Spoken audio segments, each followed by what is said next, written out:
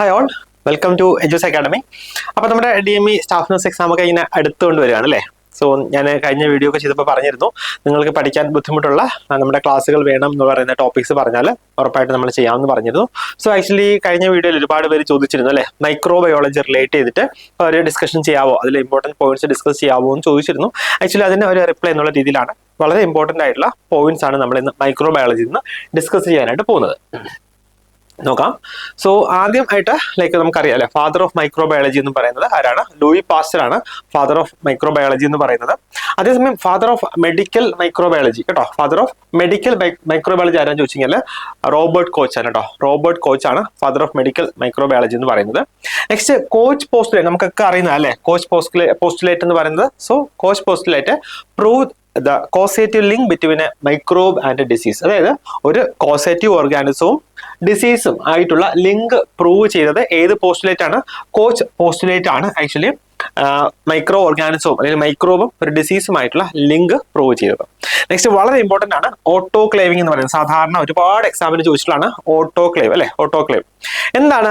Actually ഓട്ടോക്ലേവിന്റെ സാധാരണ ചോദിക്കുക temperature, അതിന്റെ പ്രഷർ, അതിന്റെ ടൈം, ആ രീതിയിലാണ് ചോദിക്കുക. സോ നമുക്കറിയാം ഓട്ടോക്ലേവിംഗ് എന്ന് പറഞ്ഞാൽ ഈ സ്പോറിനെ വരെ ഡിസ്ട്രോയ് ചെയ്യാൻ കഴിയുന്ന അല്ലെങ്കിൽ സ്പോറിനെ ഡിസ്ട്രോയ് ചെയ്യാൻ കഴിയുന്ന അത്രയും കഴിവുള്ള അല്ലെങ്കിൽ അത്രയും കപ്പാസിറ്റി ഉള്ള ഒരു സ്റ്റെറിലൈസേഷൻ മെത്തേഡ് ആണ് ഈ ഓട്ടോക്ലേവിംഗ് എന്ന് പറയുക. സോ അതിന്റെ ടെമ്പറേച്ചർ സെറ്റ് ചെയ്യുക 121 ഡിഗ്രി സെൽഷ്യസ് ആണ് അല്ലെ. 121 ഡിഗ്രി സെൽഷ്യസ് ആണ് ഓട്ടോക്ലേവിംഗിന്റെ ടെമ്പറേച്ചർ വരിക. അതിന്റെ പ്രഷർ ആണെങ്കിലോ 15 PSI. എന്താണ് PSI? Pound per square inch എന്ന് പറയും അല്ലെ. 15 PSI. കൂടാതെ ടൈം ഡ്യൂറേഷൻ വരുന്നത് 15 മുതൽ 20 മിനിറ്റ് വരെ കേട്ടോ. 15 മുതൽ 20 മിനിറ്റ് വരെ. അപ്പം 2-15 ഓർക്കുക കേട്ടോ. 15 ഓർക്കുക. പിന്നെ ഒരു 121. So 121 degree Celsius, 15 PSI pressure, കൂടാതെ 15 മുതൽ 20 വരെ മിനിറ്റ് ആണ് നമ്മൾ ഓട്ടോക്ലേവിംഗ് ആയിട്ട് എടുക്കുക. നെക്സ്റ്റ് പാസ്ചറൈസേഷൻ മിൽക്ക്, അതുപോലെ ഇമ്പോർട്ടന്റ് ആണ് അല്ലെ. നമുക്കറിയാം ലൂയി പാസ്റ്റർ ആണ് ആക്ച്വലി പാസ്ചറൈസേഷൻ എന്ന് പറയുന്ന കൺസെപ്റ്റ് കണ്ടുപിടിച്ചത്. സോ ഈ പാസ്ചറൈസേഷന് പല മെത്തേഡുണ്ട്. വളരെ ഇമ്പോർട്ടന്റ് ആയിട്ട് നമ്മൾ ഓർക്കേണ്ടത് ഹോൾഡർ മെത്തേഡും ഫ്ലാഷ് മെത്തേഡും കേട്ടോ. എന്തൊക്കെയാണ് ഹോൾഡർ മെത്തേഡും ഫ്ലാഷ് മെത്തേഡും? അതിൽ ഹോൾഡർ മെത്തേഡ് എന്ന് പറയുന്നത് 63 ഡിഗ്രി സെൽഷ്യസ് ആണ് കേട്ടോ. Holder method 63 degree Celsius for 30 മിനിറ്റ്സും ഫ്ലാഷ് മെത്തേഡ് ആ പേര് സൂചിപ്പിക്കുന്നത് പോലെ തന്നെ വളരെ പെട്ടെന്ന് ചെയ്യുന്നതാണ് അല്ലേ. അപ്പം 72 ഡിഗ്രി സെൽഷ്യസ് ഫോർ 15 സെക്കൻഡ് കേട്ടോ. 15 സെക്കൻഡ് നേരത്തേക്ക് 72 ഡിഗ്രി സെൽഷ്യസിൽ നമ്മൾ മിൽക്ക് ഹീറ്റ് ചെയ്യുന്നതിനാണ് നമ്മൾ, അല്ലെങ്കിൽ മിൽക്ക് പാസ്ചറൈസ് ചെയ്യുന്ന മെത്തേഡിനാണ് നമ്മൾ ഈ ഫ്ലാഷ് മെത്തേഡ് കേട്ടോ, ഫ്ലാഷ് മെത്തേഡ് എന്ന് പറയുക. നെക്സ്റ്റ് നോക്കിക്കേ, ആക്ച്വലി ബാക്ടീരിയയുടെ ക്ലാസിഫിക്കേഷൻ തന്നെ ഉണ്ട് അല്ലെ. മിസോഫൈൽസ്, സൈക്രോഫൈൽസ്, തെർമോഫൈൽസ് എന്ന് പറഞ്ഞിട്ട് ആക്ച്വലി എന്തായത്? അതായത് ബെസ്റ്റ് ആയിട്ട് മൈക്രോ ഓർഗാനിസംസ് ഗ്രോ ചെയ്യുന്ന ടെമ്പറേച്ചർ ആണ് ഈ മിസോഫൈൽസ്, സൈക്രോഫൈൽസ് എന്നൊക്കെ പറയുക. അപ്പൊ എന്താണ് ഈ മിസോഫൈൽസ് എന്ന് പറയുക? എന്താണ് മിസോഫൈൽസ് എന്ന് പറയുക? Grow best at 20 to 40 degree Celsius. അതായത് 20നും 40 ഡിഗ്രി സെൽഷ്യസിനും ഇടയിൽ വളരെ ബെസ്റ്റ് ആയിട്ട് ഗ്രോ ചെയ്യുന്ന മൈക്രോ ഓർഗാനിസത്തിനാണ് നമ്മൾ എന്ത് പറയുക? മിസോഫൈൽസ് എന്ന് പറയുക. സോ ഈക്വളൊക്കെ ഇതിന്റെ അണ്ടറിൽ വരുന്നതാണ്. നെക്സ്റ്റ് സൈക്രോഫൈൽസ്. എന്താണ് സൈക്രോഫൈൽസ് എന്ന് പറയുക? ഗ്രോ ബെസ്റ്റ് ബിലോ 20 ഡിഗ്രി കേട്ടോ. 20 ഡിഗ്രി സെൽഷ്യസ് ടെമ്പറേച്ചറിൽ താഴെ ബെസ്റ്റ് ആയിട്ട് വളരുന്ന മൈക്രോ ഓർഗാനിസത്തിനാണ് നമ്മൾ സൈക്രോഫൈൽസ് എന്ന് പറയുക. നെക്സ്റ്റ് എന്താണ് തെർമോഫൈൽസ് എന്ന് പറയുക? തെർമോ നമുക്ക് കേൾക്കുമ്പോഴേ അറിയാം എന്താണ് ടെമ്പറേച്ചർ അല്ലെ, അല്ലെങ്കിൽ ഇൻക്രീസ്ഡ് ടെമ്പറേച്ചർ ആണ് തെർമോ എന്നുള്ളത് കൊണ്ട് ഉദ്ദേശിക്കുന്നത്. സോ തെർമോഫൈൽസ് എന്ന് പറഞ്ഞാൽ grow best above 55 degree Celsius കേട്ടോ. 55 ഡിഗ്രി സെൽഷ്യസിന് മുകളിൽ വളരെ ബെസ്റ്റ് ആയിട്ട് വളരുന്ന മൈക്രോ ഓർഗാനിസത്തിനാണ് നമ്മൾ എന്ത് പറയുക? തെർമോഫൈൽസ് എന്ന് പറയുക. നെക്സ്റ്റ് സീൽ നീൽസൺ സ്റ്റെയിൻ കേട്ടോ. എന്താണ് Ziehl Neelsen stain? Is used for AFB, acid fast bacilli കേട്ടോ. ആസിഡ് ഫാസ്റ്റ് ബാസിലൈ നമുക്കറിയാം അല്ലെ, മൈക്കോ ബാക്ടീരിയ ആണ്. സോ ആസിഡ് ഫാസ്റ്റ് ബാസിലയെ സ്റ്റെയിൻ ചെയ്യാൻ യൂസ് ചെയ്യുന്നത് സീൽ നീൽസൺ സ്റ്റെയിൻ ആണ്. ആക്ച്വലി പലപ്പോഴും നമുക്ക് കൺഫ്യൂസിംഗ് ആയിട്ട് തോന്നുന്നതാണ്.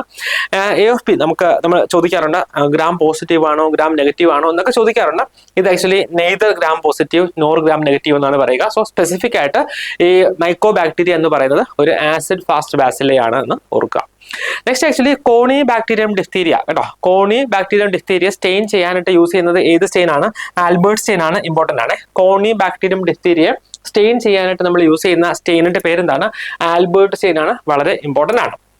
നെക്സ്റ്റ് നോക്കിക്കേ, ക്ലോസ്ട്രീഡിയം ടെറ്റനി അല്ലെ. Clostridium tetani produces tetanospasmin neurotoxin. Actually ഈ ക്ലോസ്ട്രീഡിയം ടെറ്റനി എന്താ ചെയ്യുക? അത് ഒരു ന്യൂറോടോക്സിനെ പ്രൊഡ്യൂസ് ചെയ്യുന്നുണ്ട്.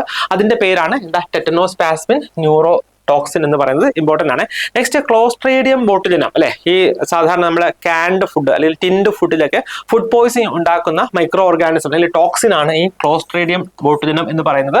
സോ പ്രൊഡ്യൂസ് ചെയ്യുന്നത് പ്രീ ഫോംഡ് ആയിട്ടുള്ള ടോക്സിൻ ആണ്. ആക്ച്വലി ക്ലോസ്ട്രീഡിയം ബോട്ടുലിനം പ്രൊഡ്യൂസ് ചെയ്യുന്നതാണ് പ്രീ ഫോംഡ്, നേരത്തെ തന്നെ ഫോം ചെയ്തിരിക്കുന്ന ടോക്സിൻ ആണ്. അതെന്താ സംഭവിക്കുക അല്ലെങ്കിൽ എന്താ ഉണ്ടാക്കുക? Flaccid paralysis. That will cause എന്താണ്? ഫ്ലാസിഡ് പാരാലിസിസ് ഉണ്ടാക്കുന്നുണ്ട്. സോ ഇതാണ് മരണ കാരണം ആകുന്നത്. നെക്സ്റ്റ് ട്രിപ്പോണിമ പാലിഡം അല്ലെ, ആക്ച്വലി നമ്മുടെ സിഫിലിസിന്റെ കോസേറ്റീവ് ഓർഗാനിസം ആണ് എന്താ ട്രിപ്പോണിമ പാലിഡം എന്ന് പറയുക. So causes syphilis and is visualised by dark field microscopy അല്ലെ, ഡാർക്ക് ഫീൽഡ് മൈക്രോസ്കോപ്പിലാണ് നമ്മൾ ഈ ട്രിപ്പോണിമ പാലിഡത്തിന് നമുക്ക് കാണാനായിട്ട് കഴിയുക.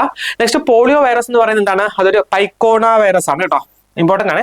പോളിയോ വൈറസ് എന്ന് പറയുന്നത് ഒരു പൈക്കോണ വൈറസ് ആണ്. അതൊരു നോൺ എൻവലപ്ഡ് ആയിട്ടുള്ള RNA വൈറസ് ആണ് കേട്ടോ, നോൺ എൻവലപ്ഡ് ആയിട്ടുള്ള ഒരു RNA വൈറസ് ആണ് ഈ പോളിയോ വൈറസ് എന്ന് പറയുന്നത്. നെക്സ്റ്റ് റാബീസ് വൈറസ്, നമുക്കറിയാലേ rabies virus show negri bodies in neurons കേട്ടോ, ന്യൂറോൺസിലെ നെഗ്രി ബോഡീസ് ഡെമോൺസ്ട്രേറ്റ് ചെയ്യുന്ന വൈറസ് ആണ് ഇത് റാബീസ് വൈറസ്. റാബീസ് വൈറസ് എന്ന് പറയുന്നത് ഇമ്പോർട്ടന്റ് ആണ്. നെക്സ്റ്റ് നമ്മൾ നോക്കുന്നത് ഇൻഫ്ലുവൻസ വൈറസിന്റെ പ്രോപ്പർട്ടി ആണ്. So influenza virus shows antigenic shift and antigenic drift. വളരെ ഇമ്പോർട്ടന്റ് ആണ്. ആക്ച്വലി നമുക്ക് അറിയാലേ വളരെ ഫ്രീക്വന്റ് ആയിട്ട് നമ്മുടെ കമ്മ്യൂണിറ്റിയിലേക്ക് ഉണ്ടാകുന്ന ഒരു ഇൻഫെക്ഷൻ ആണ് ഈ ഇൻഫ്ലുവൻസ വൈറസ് ഇൻഫെക്ഷൻ അല്ലെങ്കിൽ ഇൻഫ്ലുവൻസ എന്ന് പറയുന്ന അസുഖം അല്ലെ. സോ ആക്ച്വലി ഇതിന് കാരണമാകുന്നത് എന്താണ്? അതായത് അതിന്റെ പ്രോപ്പർട്ടി ആയിട്ടുള്ള ആന്റിജനിക് ഡ്രിഫ്റ്റ് കൂടാതെ ആന്റിജനിക് ഷിഫ്റ്റ് ആണ് ഈ ഇൻഫ്ലുവൻസ വൈറസ് അല്ലെങ്കിൽ ഈ റാപ്പിഡ് ആയിട്ട് അല്ലെങ്കിൽ ഒരുപാട് പ്രാവശ്യം ഈ ഇൻഫ്ലുവൻസ ഉണ്ടാകാനുള്ള കാരണം. അപ്പൊ എന്താണ് ഈ ആന്റിജനിക് ഡ്രിഫ്റ്റ് എന്നുള്ളത് കൊണ്ട് ഉദ്ദേശിക്കുന്നത്? ആന്റിജനിക് ഡ്രിഫ്റ്റ് എന്ന് പറഞ്ഞു കഴിഞ്ഞാൽ ആക്ച്വലി വളരെ സ്ലോ പ്രോസസ് ആണ്. ഈ ആന്റിജൻസിന്റെ പ്രോപ്പർട്ടിയിൽ പതിയെ ചേഞ്ച് വന്നിട്ട് ഒരു രോഗാവസ്ഥയിൽ നിന്ന് വേറൊരു രോഗാവസ്ഥ അല്ലെങ്കിൽ വേറൊരു ഫോമിലേക്ക് മാറുന്നു. അതിനാണ് ആന്റിജനിക് ഡ്രിഫ്റ്റ് എന്ന് പറയുക.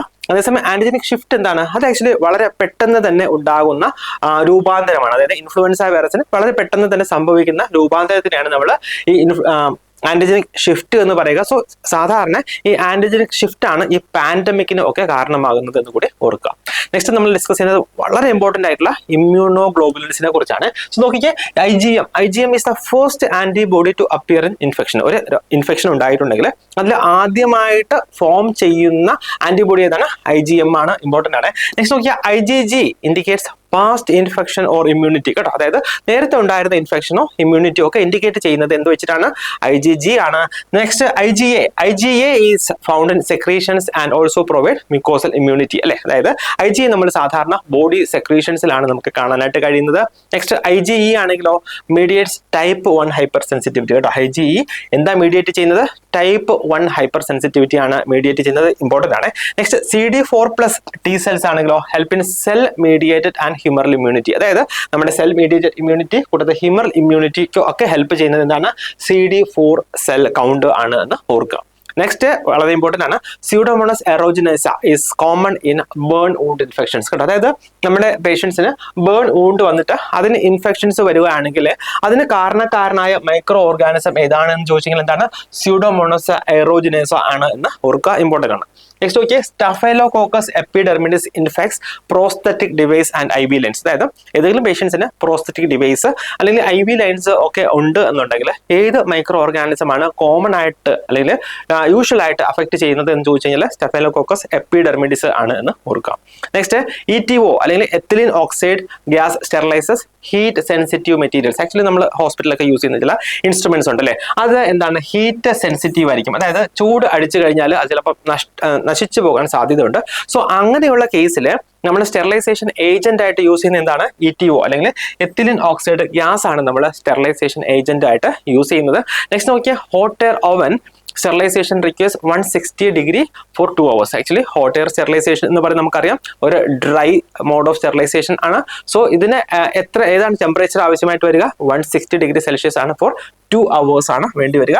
നെക്സ്റ്റ് നോക്കിക്കേ, Mantoux test is a type 4 hypersensitivity reaction കേട്ടോ. മാൻഡോ ടെസ്റ്റ് എന്ന് പറയുന്നത് ഒരു ടൈപ്പ് 4 ഹൈപ്പർ സെൻസിറ്റിവിറ്റി റിയാക്ഷന് എക്സാമ്പിൾ ആണ് എന്ന് ഓർക്കുക, ചോദിക്കാൻ സാധ്യതയുണ്ട്. അപ്പോൾ ആക്ച്വലി നമ്മൾ ഇന്ന് ഡിസ്കസ് ചെയ്തത് മൈക്രോബയോളജിയിലെ വളരെ വളരെ ഇമ്പോർട്ടൻ്റ് ആയിട്ടുള്ള ഒരു 25 വൺലൈനേഴ്സ് ആണ്. അപ്പം വളരെ നന്നായിട്ട് പഠിക്കുക. എക്സാമിന് അധികം ദിവസമില്ല, നന്നായിട്ട് പ്രിപ്പയർ ചെയ്യുക. ആക്ച്വലി നമ്മുടെ എജ്യൂസ് അക്കാഡമിയിൽ ഒരു മാരത്തൺ റിവിഷൻ ബാച്ച് ഒക്കെ റണ്ണിങ് ആണ്. ഇൻ കേസ് നിങ്ങൾക്ക് നല്ല റിവിഷനൊക്കെ വേണം എന്നുണ്ടെങ്കിൽ ഉറപ്പായിട്ട് നമ്മുടെ അക്കാഡമിയിൽ ജോയിൻ ചെയ്യുക. അതുകൂടാതെ തന്നെ ആക്ച്വലി ഇനി ഇതുപോലുള്ള എന്തെങ്കിലും ടോപ്പിക്സ്, എന്തെങ്കിലും സബ്ജക്റ്റിനെ കുറിച്ച് ബ്രീഫായിട്ടുള്ള ഡിസ്കഷൻ, എക്സാം പോയിന്റ് ഓഫ് വ്യൂവിൽ നല്ല ഡിസ്കഷൻ വേണം എന്നുണ്ടെങ്കിൽ ഉറപ്പായിട്ട് നിങ്ങൾ വീഡിയോയ്ക്ക് താഴെ കമൻറ്റ് ചെയ്യുക. ഞങ്ങളത് കൺസിഡർ ചെയ്യുന്നതായിരിക്കും. എല്ലാവരും വളരെ നന്നായിട്ട് പഠിക്കുക. എല്ലാവർക്കും ഓൾ ദി ബെസ്റ്റ്.